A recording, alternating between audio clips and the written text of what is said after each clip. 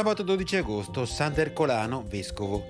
È il 224esimo giorno dall'inizio dell'anno e ne mancano 141 al termine.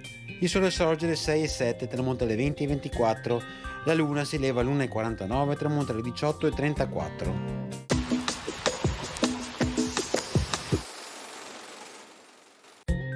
Ha luogo la prima fiera di Rovigo, istituita dal Senato Veneto su richiesta dei rodigini, che volevano in tal modo ricordare la loro adesione alla Repubblica di San Marco. Spostata poi al 20 ottobre, la fiera diventerà famosa per l'esposizione di cavalli e puledri di ogni razza, per la quantità e la qualità delle merci, per le feste pittoresche da cui era rallegrata.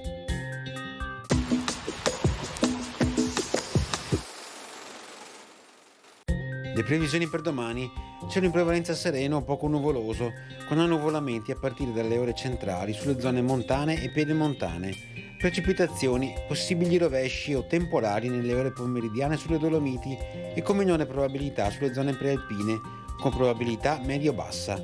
Temperature, valori stabili o in lieve aumento sulle Dolomiti, in aumento un po' più sensibile in pianura.